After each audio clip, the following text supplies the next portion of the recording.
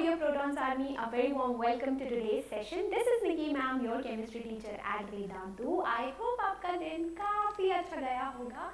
तो आज के सेशन में हम क्या करने वाले हैं? We're going to solve 20 questions जो कि most important है and they are definitely going to come in your finals exam. तो ये सेशन को भी एंड तक देखना और सारे क्वेश्चंस मैम के साथ साथ आप भी सॉल्व करना और मुझे चैट बॉक्स में ज़रूर बताना कि आपकी तैयारी कैसी चल रही है. Okay, let's start today's session with a bit of dose of motivation. The only limit to our realization of tomorrow will be our doubts of today. So one thing that can actually stop you is your negative thought if you doubt on yourself, right? So आपको make sure करना है, आप पे खुद पे भरोसा रखो और मेहनत करते जाओ, कभी डाउट नहीं करने का खुद पे. Okay? Okay, so start करते हैं आज का first question, that how does the water which is kept in an earthen pot become cool during summer? तो गर्मी के टाइम में मटके का पानी ठंडा रहता है. All of you would have actually observed it, है ना? ठंडा ठंडा कूल पानी पिया होगा, right? तो बच्चा पार्टी ऐसा क्या होता है मटके में? So I'm very bad with drawing, but still I am trying to actually improve the मटका का drawing. Okay, so क्या होता है बच्चा पार्टी? मटके में जो earthen pot होता है, they actually have small pores. ठीक है? So they actually have small pores. इस pores से basically water बाहर निकल सकते हैं. Water seeps out, है ना? लीकेज नहीं होता. ऐसा भी नहीं है कि इस pore से बहुत सारे पानी बाहर ही पूरे एकदम बह जा रहे हैं, ऐसा भी नहीं होता. तो ये जो मटका होता है, अर्दन पॉट होता है, इसमें छोटे छोटे छेद होते हैं, so water can actually seep out. और ये जब वाटर एक्सपोज हो रहे हैं एटमॉस्फेयर से, तो इनका क्या हो रहा है? इवेपोरेशन हो रहा है ना? अब इवेपोरेशन हो रहा है and we know that evaporation causes cooling. इस वजह से जो मटके में जो अंदर पानी है वो होता है ठंडा. Okay, because of beautiful process which is evaporation. ठीक है, तो वही चीज यहाँ पे लिखी है. इवेपोरेशन होता है, जो छोटे पोर्स होते हैं, स्मॉल पोर्स होते हैं, उस वजह से वो कूलिंग इफेक्ट देता है. और जो वाटर जो आपका अर्दन पॉट में है, that is actually kept cool during summer, क्योंकि उसमें कंटिन्यूअस इवेपोरेशन हो रहा है स्मॉल पोर्स की वजह से, एंड इस वजह से जो आपका मटके का पानी रहता है वो ठंडा रहता है. ठीक है, next question. Why are we able to sip hot tea और milk faster from a saucer than a cup? अगर आपको एक्चुअली चाय पीनी है, हॉट टी या मिल्क, तो ये बेसिकली ज़्यादा जल्दी ठंडा क्यों होता है? We are actually able to sip it properly in a saucer. Saucer में देखोगे आप, उसका सरफेस एरिया ज़्यादा है, राइट? तो सॉसर की मदद से आप टी या मिल्क को इजीली सिप कर सकते हो, पी सकते हो as compare to a cup. क्यों? क्योंकि यहाँ पे क्या हो रहा है, सॉसर का सरफेस एरिया ज़्यादा है ना? सॉसर का सरफेस एरिया ज़्यादा है एंड वी नो कि अगर सरफेस एरिया ज़्यादा है, पार्टिकल्स का इवेपोरेशन जल्दी होगा, है ना? Surface area actually enhances evaporation, evaporation के रेट को बढ़ाता है ना? It enhances evaporation. इस वजह से आप सॉसर की मदद से टी या मिल्क को इजीली सिप कर सकते हो as compare to the cup. ठीक है, ऑल गुड? यहाँ तक चीजें समझ में आ गई? तो लिखा है कि सॉसर जब हम यूज करते हैं कप की जगह, तो सॉसर का सरफेस एरिया ज्यादा है, रेट ऑफ इवेपोरेशन ज्यादा होगा, है ना? पार्टिकल्स ज्यादा जल्दी एक्चुअली इवेपोरेट हो पाएंगे. इस वजह से आप सिर्फ इजीली कर सकते हो सॉसर से as compare to the cup. वही चीज यहाँ पे मेंशन की गई है. Next, naphthalene balls disappear with time without leaving any solid. Why? जो naphthalene balls होते हैं, है ना, जो naphthalene balls होते हैं वो disappear हो जाते हैं, है ना, without leaving any solid. तो इस पर्टिकुलर केस में क्या हो रहा है बच्चा पार्टी? इसका आंसर मुझे कमेंट सेक्शन में जरूर देना. तो naphthalene balls में एक प्यारा सा प्रोसेस होता है, that is sublimation, है ना? और sublimation एक ऐसा प्रोसेस है जिसमें सब्सटेंस डायरेक्टली सॉलिड से गैसियस स्टेट में चला जा रहा है, राइट? अब सॉलिड से गैसियस स्टेट में चला जाता है, इस वजह से वो कोई सॉलिड नहीं छोड़ता, because it is undergoing a beautiful process which is sublimation. ठीक है, इस वजह से वो कोई सॉलिड नहीं छोड़ता. ठीक है, तो सब्लिमेशन क्या होता है? Conversion between solid and gaseous phase of matter with no intermediate liquid state, इसे हम सब्लिमेशन कहते हैं. नैप्थलीन बॉल्स की ये प्रॉपर्टी होती है कि वो डायरेक्टली सॉलिड से गैसियस स्टेट में चले जाते हैं without conversion into liquid, hence जो नैप्थलीन बॉल्स होते हैं वो वैनिश हो जाते हैं और कोई सॉलिड नहीं छोड़ते, कोई सॉलिड सब्सटेंस नहीं छोड़ते। That process is your sublimation. Next, What produces more severe burns? Boiling water या steam? तो यहाँ पे आपको कंपेयर करना है steam और boiling water में और बताना है कि burn ज़्यादा कौन एक्चुअली सीवियर बर्न कौन एक्चुअली देता है, बॉइलिंग वाटर या स्टीम। तो अगर मैं कंपेयर करूं स्टीम और बॉइलिंग वाटर को तो दोनों का एक्चुअली टेम्परेचर सेम ही है, पर क्या होता है स्टीम के पास एक्चुअली एनर्जी ज्यादा है। Steam has more latent heat of vaporisation, है ना, लैटेंट हीट ऑफ वेपराइजेशन ज्यादा है, एनर्जी इस फॉर्म में ज्यादा है। That's why steam will actually produce more severe Burns.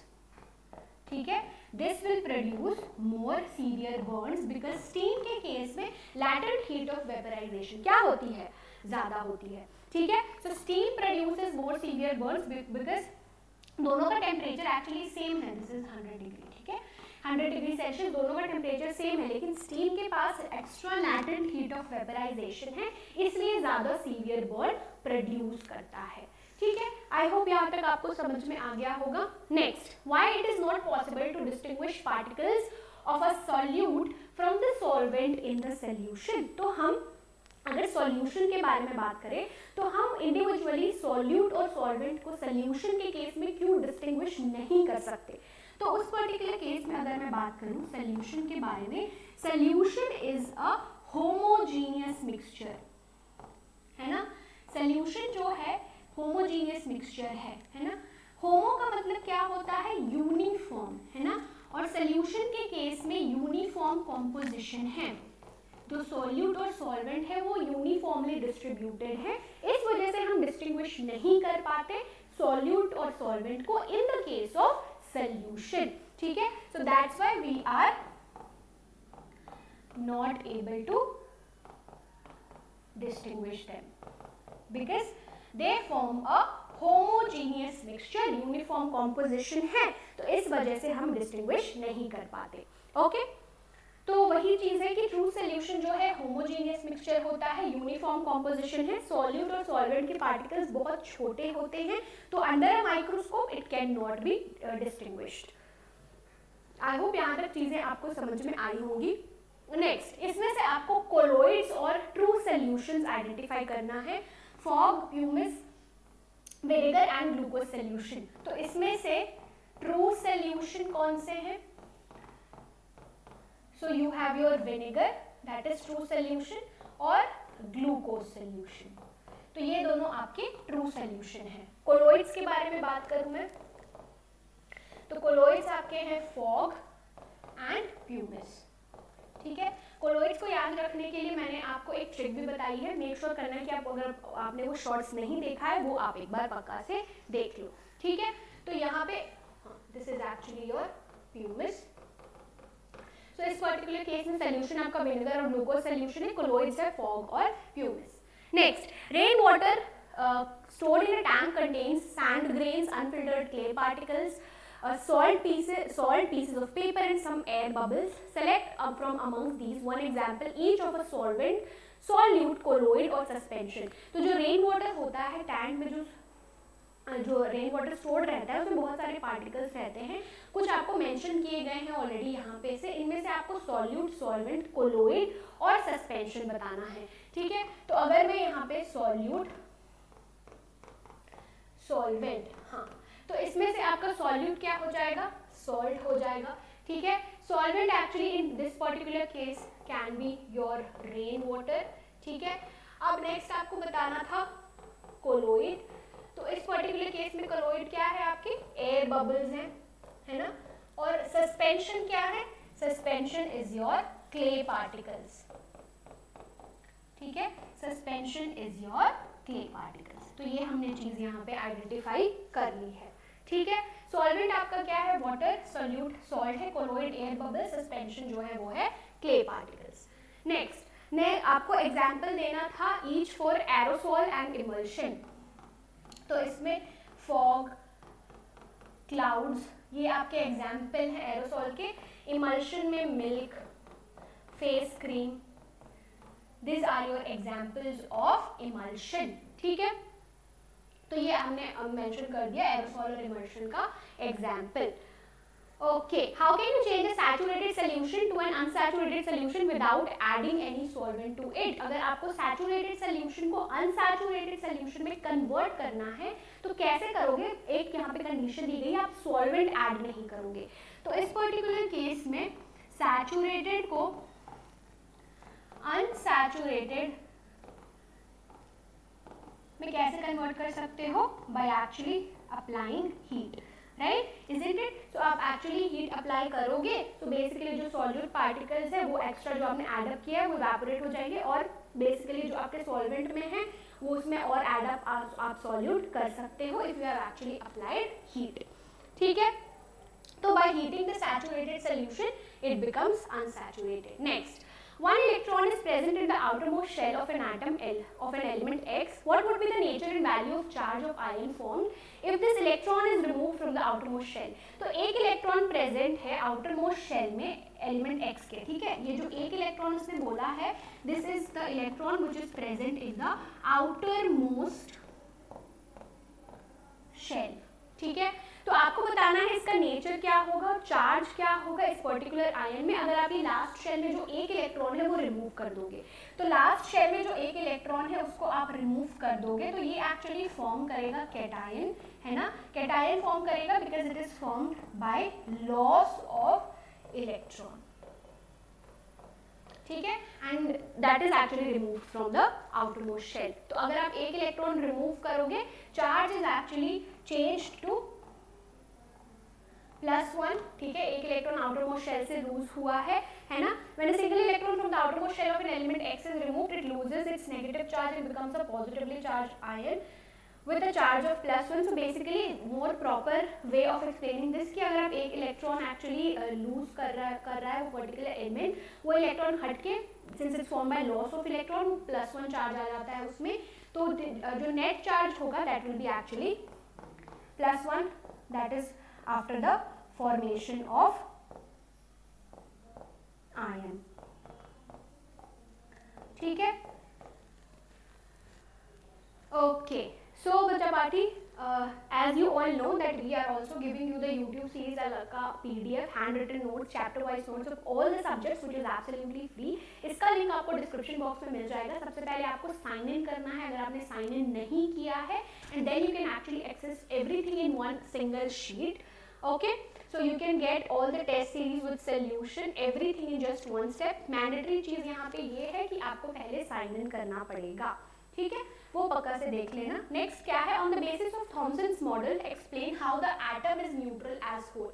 तो थॉमसन्स मॉडल के अकॉर्डिंग उसने ऐसा क्या एक्सप्लेन किया था कि उसके बेसिस पे आपको इस पर्टिकुलर क्वेश्चन में एक्सप्लेन करना है कि एटम जो है वो न्यूट्रल होता है, इलेक्ट्रिकली न्यूट्रल होता है। तो उसने क्या बोला था कि atom is actually considered to be a positively charge sphere जिसमें इलेक्ट्रॉन्स क्या हैं, एम्बेडेड है, जिसमें इलेक्ट्रॉन्स एम्बेडेड है या डिस्ट्रीब्यूटेड है। तो उसने क्या बोला था, जितने इसमें जो पॉजिटिव चार्ज है उतना ही नेगेटिव चार्ज है। ठीक है, so he has actually considered atom to be positively charge sphere,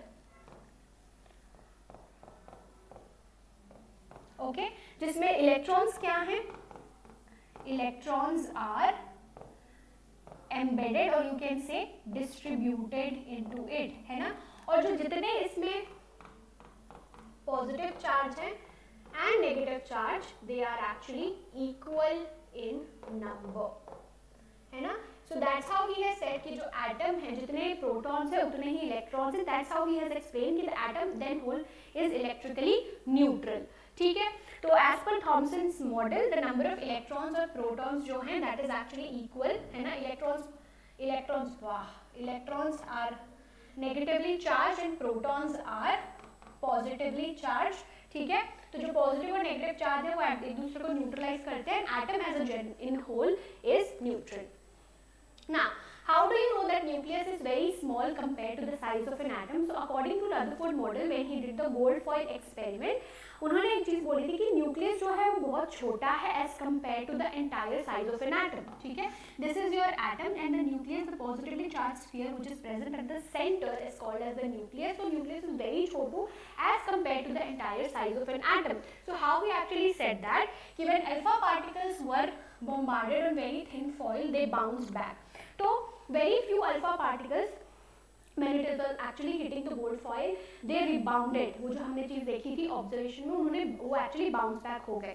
पर उन्होंने एक चीज एक्चुअली नोटिस की कि नंबर ऑफ अल्फा पार्टिकल्स जो बाउंस बैक कर रहे हैं वो डबल हो गए जब उन्होंने thickness of the gold foil को डबल कर दिया. तो यहाँ से उन्होंने एक्चुअली कंक्लूड किया कि जो न्यूक्लियस है वो बहुत छोटा है as compare to the entire size of the atom. ठीक है, ये चीज आई होप आपको समझ में आ गई होगी. If K and L shells of an atom are full, then what would be the total number of electrons?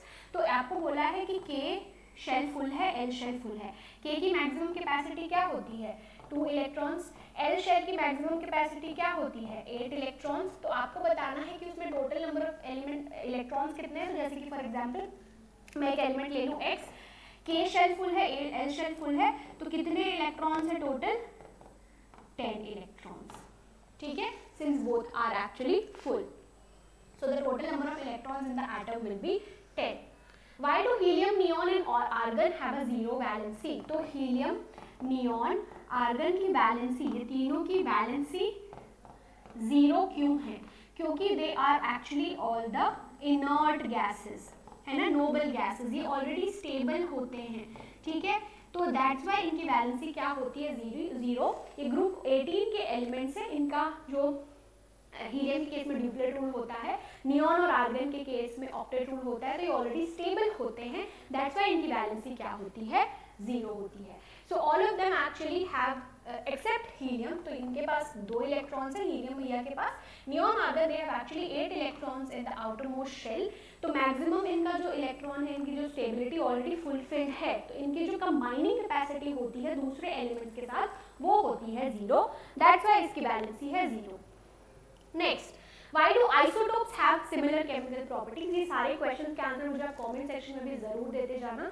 Isotopes की केमिकल प्रॉपर्टीज सेम क्यों होती है? आइसोटोप्स क्या होते हैं? ऐसे एलिमेंट्स होते हैं जिनका एटॉमिक नंबर सेम होता है and they have different mass number. ठीक है, एटॉमिक नंबर सेम है मतलब कि नंबर ऑफ इलेक्ट्रॉन सेम है ना, नंबर ऑफ प्रोटॉन सेम है, राइट. तो नंबर ऑफ इलेक्ट्रॉन सेम है, नंबर ऑफ प्रोटॉन सेम है. और इलेक्ट्रॉन्स एक्चुअली क्या डिसाइड करते हैं? ये डिसाइड करते हैं आपकी chemical property. So say they have actually same number of electrons, इसलिए आइसोटोप्स की केमिकल प्रॉपर्टी सेम होती है. They have the same atomic numbers and thus the same number of electrons. तो they have same electronic configuration, इस वजह से उनका chemical property same होता है. ओके, सो बच्चों party we have finally reached towards the end of this session. Make sure करना आप ये होमवर्क का आंसर मुझे कमेंट सेक्शन में जरूर दो. I hope all of you found today's session useful and productive और आपका अच्छा खासा रिवीजन हो गया. Do share with your friends as well और होमवर्क का आंसर मुझे देना बिल्कुल मत भूलना. That's it from my side. Happy learning